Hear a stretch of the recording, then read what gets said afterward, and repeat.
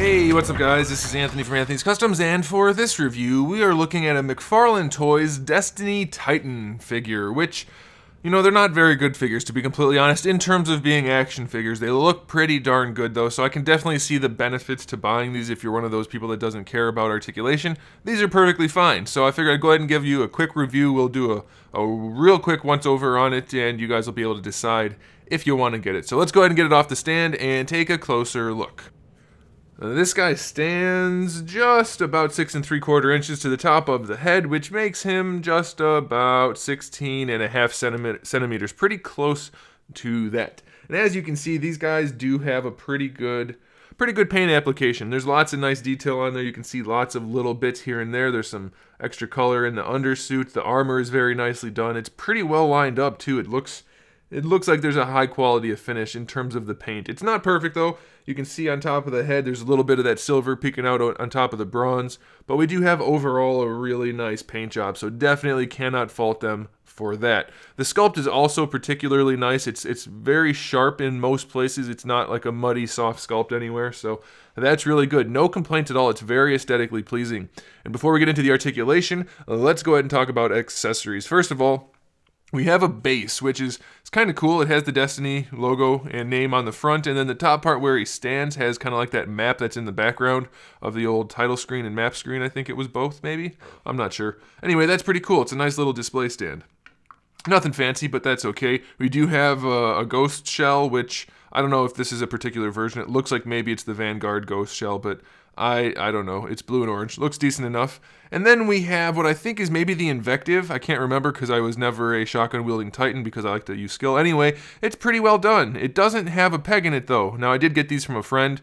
I'm just borrowing them to review them, so maybe it is supposed to come with a peg. But either way, it's nicely done. And then we also have the ultimate weapon, which is the Gallarhorn, which is just fantastic. Is this one the Iron Gallarhorn? I don't know. It might be. I don't remember anymore. It doesn't look like it, but maybe it is. I really can't remember what they look like specifically, but it's nicely done. Well enough. I mean, the sculpt's not quite as nice as on the figure, but it's still pretty darn good, and the paint job is very clean as well, and it does also have a ball peg. I mean, a weapons peg, not a ball peg. Now, the thing is, these guys can't hold the weapons for crap. Not at all, because they have these itty tiny baby hands.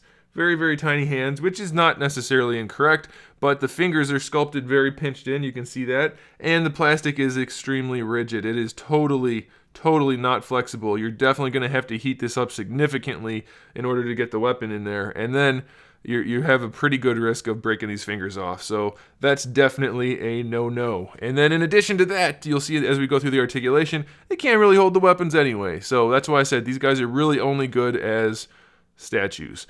As far as the articulation goes, the head's on a ball peg, could be a double, feels like a single, can't say for sure because it's very limited.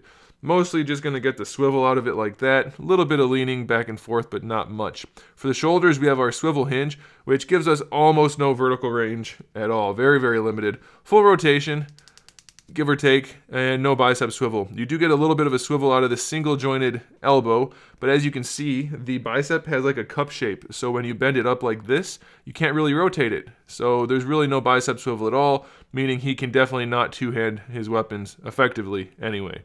That swivel is in the elbow and it's at an angle, so it doesn't really help the forearm too much. You do get a little tiny ball hinge for the wrist, which is nice, but still useless, so kind of weird.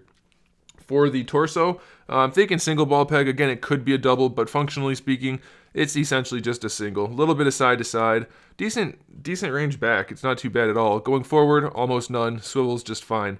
This is a fixed piece. No actual accessory there. This is all solid, so limited articulation on this side for sure. You can kind of force it a little bit, which is fine, so that's not bad. You can get the hip out to the side. This side goes even farther. That's fine. Really ugly design, though. And then you have your swivel, which lets the leg come forward, but you don't really get that much range, so you can kind of do a running pose if you use that pose, but if you go this way, you can't really do much because these pouches get in the way here. Also, it's a very ugly design for the crotch. The way that swivel for the hip sticks out in front of the package area, so that's not great. No thigh swivel, single jointed knee, which gives you not even 90 degrees, and then you get rotation in it, which is just weird. It's part of the production, not actually part of functional articulation.